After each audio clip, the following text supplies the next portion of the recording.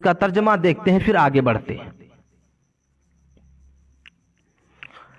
الہاکم التکاثر حتی زرتم المقابر، تم کو غافل کر دیا کثرت کی خواہش نے۔ اے لوگو، تم کو اس دنیا کے اندر دولت کی خواہش نے تمہیں غافل کر دیا، دنیا کی خواہش نے، دنیا کی طلب نے، دولت کی طلب نے تمہیں اپنے آخرت سے، تمہارے آخرت سے تمہیں غافل کر دیا۔ حتی زرتم المقابر، یہاں تک کہ تم قبر میں پہنچ گئے۔ ایک انسان اس دنیا کے اندر اسی لالچ میں جیتا ہے، اس دنیا کے اندر اسی لالچ میں اپنی زندگی کو بسر کرتا ہے کہ ہم کس طرح سے اس دنیا کے اندر دولت کو حاصل کر لیں، ہم کس طرح اس دنیا کے اندر دنیا کی جو آشائشیں ہیں ہم اس کو حاصل کر لیں۔ میرے عزیز ساتھیوں، اللہ تبارک و تعالی نے اسی لیے ارشاد فرمایا حتی زرتم المقابر، تم دنیا کے اندر دولت حاصل کرنے کے چکر میں پھنسے رہے، تم اس دنیا کے اندر دولت حاصل کرنے کے لالچ میں غافل ہو گئے، یہاں تک کہ تم قبر میں پہنچ گئے۔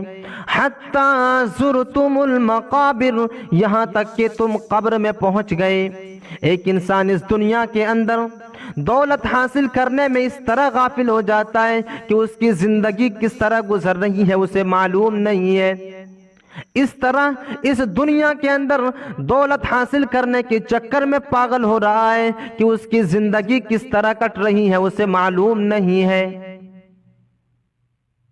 اسی لیے حسن بصری فرماتے ہیں کہ ایک انسان اس دنیا کے اندر دولت حاصل کرنے کے چکر میں، ایک انسان اس دنیا کے اندر دنیا کی آشائشوں کو حاصل کرنے کے چکر میں اپنے آخرت کو بھلا دیتا ہے، اپنے موت کو پرے پھینک دیتا ہے، اپنے موت کو بالائے طاق رکھ دیتا ہے اور اس دنیا کے اندر دولت حاصل کرنے کے چکر میں غافل ہو جاتا ہے۔ اور ایک دن وہ دن آ جاتا ہے جس دن وہ اس دنیا کو چھوڑ کر کے چلا جاتا ہے، وہ انسان قبر کے اندر پہنچ جاتا ہے، اسے پتہ نہیں چلتا۔ میرے عزیز ساتھیوں، اس آیت کریمہ کے اندر اللہ تبارک و تعالی نے ان لوگوں کو خبردار کیا کہ اس کی زندگی کیسے کٹ رہی ہے، کیسے گزر رہی ہے، وہ کس لالچ میں غافل ہے۔ اللہ تبارک و تعالی نے اس کو خبردار کیا ہے، آگاہ کیا ہے کہ تم دنیا کے اندر دولت کی لالچ میں جی رہے ہو، تم اس دنیا کے اندر دنیا حاصل کرنے کے لالچ میں جی رہے ہو، یہاں تک کہ تم قبر میں پہنچ گئے۔ حضرت ابی بن کعب رضی اللہ تعالیٰ عنہ فرماتے ہیں کہ اگر ابن آدم کے پاس، میرے عزیز ساتھیوں غور کرو اس حدیث سے کہ ایک انسان کس طرح اس دنیا کے اندر دولت کو حاصل کرنا چاہتا ہے۔ ابی بن کعب رضی اللہ تعالی عنہ فرماتے ہیں کہ اس طرح ابن آدم اس دنیا کے اندر دولت کو حاصل کرنا چاہتا ہے کہ اگر اس کے پاس ایک سونے سے بھری ہوئی جنگل ہو تو وہ دوسری جنگل کی تلاش کرے گا۔ میرے عزیز ساتھیوں غور کرو، اگر ایسے ہی کسی انسان کے پاس ایک جنگل ہو جس میں بہت ساری درختوں، بہت سارے پیڑ لگے ہوئے ہوں، تو وہ انسان یہ سوچ کر کے اپنی زندگی کو گزارنا پسند کرے گا کہ اس کے اندر جو لکڑیاں ہیں ہم اسی کو بیچ کر کے اپنی زندگی کو گزاریں گے۔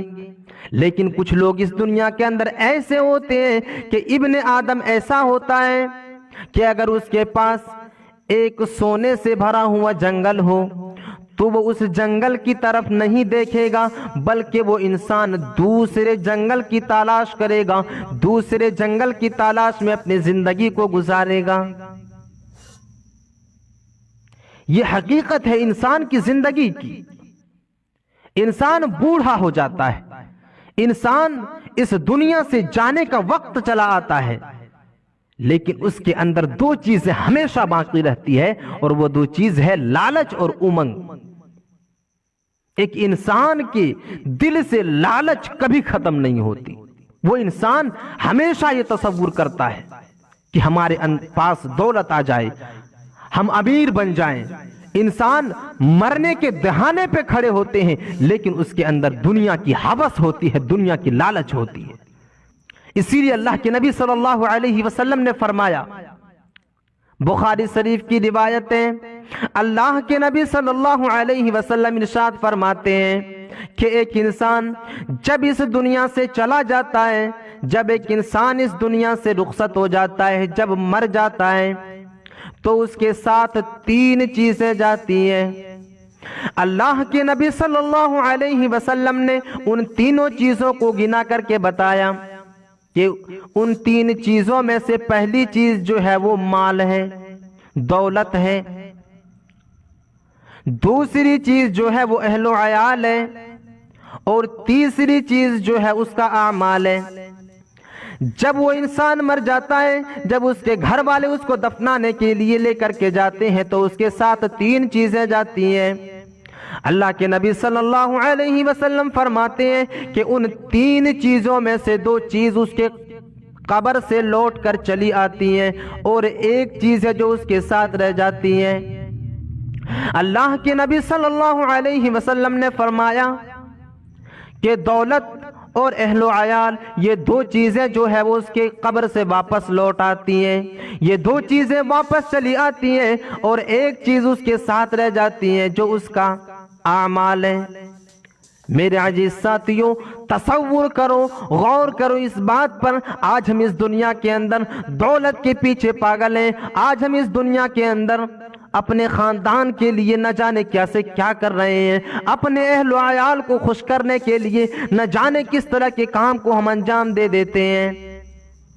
میرے عزیز ساتھیوں، اللہ کے نبی صلی اللہ علیہ وسلم نے اس حدیث کے اندر واضح کر دیا کہ ایک انسان اس دنیا سے دولت کو لے کر کے اپنے ساتھ نہیں جا سکتا، اپنے مال کو لے کر کے قبر کے اندر نہیں جا سکتا، اپنے اہل و عیال کو لے کر کے اپنے قبر کے اندر نہیں جا سکتا. اگر اس کے ساتھ کوئی چیز جانے والی ہے تو اس کا اعمال ہے. عمل کے علاوہ اس دنیا کے اندر ساری کی ساری چیزیں دھری کی دھری رہ جائے گی. کوئی چیز اس کے ساتھ جانے والی نہیں ہے، صرف اور صرف اس کا اعمال ہے.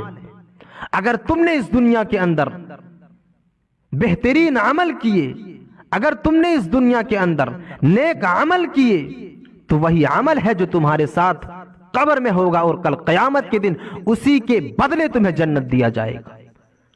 نہ کہ تمہاری دولت کی وجہ سے، نہ کہ تمہارے خاندان کی وجہ سے تمہیں جنت کا سرٹیفکیٹ دیا جائے گا.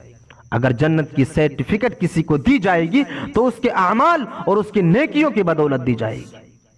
آج ہم کس خوش فہمی میں اپنی زندگی کو گزار رہے ہیں. آج ہم اس دنیا کے اندر آخر دولت حاصل کرنے کے لیے کیوں اس طرح پاگل ہیں کہ ہم اپنے آخرت کو بھولا بیٹھے. مسند احمد کے اندر اللہ کے نبی صلی اللہ علیہ وسلم نے بڑی اچھی بات کہی ہے کہ ایک انسان اس دنیا کے اندر دولت کو اپنے سامنے رکھتا ہے، دولت کو، روپیہ پیسہ اپنے پاکٹ میں رکھتا ہے اور یہ گمان کرتا ہے اور یہ سوچتا ہے اور یہ کہتا پھرتا ہے کہ یہ دولت میری ہے، یہ مال میرا ہے. میرے عزیز ساتھیوں، اللہ کے نبی صلی اللہ علیہ وسلم نے فرمایا کہ یہ مال اور یہ دولت جو تمہارے پاس موجود ہے، یہ دولت تمہاری نہیں ہے، یہ مال تمہارا نہیں ہے. یہ دولت، یہ مال تمہارا اس وقت ہوگا جس وقت تم اسے اپنے اوپر خرچ کرو گے. یہ مال تمہارا اس وقت ہوگا جس وقت تم اسے پہن لو گے، یا یہ مال تمہارا اس وقت ہوگا جس وقت تم اسے اللہ تبارک و تعالیٰ کی راہ میں خرچ کر دو گے، صدقہ کر کے باقی رکھ لو گے. اس وقت یہ مال، یہ دولت تمہاری ہوگی. کیونکہ ایک انسان کو پل کی خبر نہیں ہے. تمہارے پاس دولت ہے، تم نے بینک بیلنس کیا اس دنیا کے اندر، لیکن کب تمہاری روح تمہارے جسم سے پرواز ہو جائے گی، کب تمہاری روح تمہارے جسم سے نکل جائے گی، تمہیں معلوم تک نہیں ہوگا اور تمہاری ساری کی ساری دولتیں اسی دنیا کے اندر پڑی کی پڑی رہ جائے گی۔ میرے عزیز ساتھیو، ساری کی ساری دولتیں، ساری کی ساری عشائشیں اس دنیا کے اندر پڑی کی پڑی رہ جائے گی، ہمیں اسی قبر کے اندر رکھ دیا جائے گا جس قبر کے اندر نہ تو دولت کی ضرورت ہے، نہ تو خاندان کی ضرورت ہے، نہ تو مال کی ضرورت ہے۔ اگر کسی چیز کی ضرورت ہوگی اس قبر کے اندر تو نیک عمل کی ہوگی۔ میرے عزیز ساتھیو، میرے بھائیو، تصور کرو، غور کرو کہ آخر ہم آج کس خوش فہمی میں اپنی زندگی کو گزار رہے ہیں۔ کیا ہم نے کبھی اس بات پر غور و فکر کیا؟ کیا کبھی ہم نے اس بات پر سوچنے کی کوشش کی کہ اس دنیا کی حقیقت کیا ہے؟ اس دنیا کی حقیقت اللہ کے نبی صلی اللہ علیہ وسلم نے کیا بتائی ہے کہ اس دنیا کی حقیقت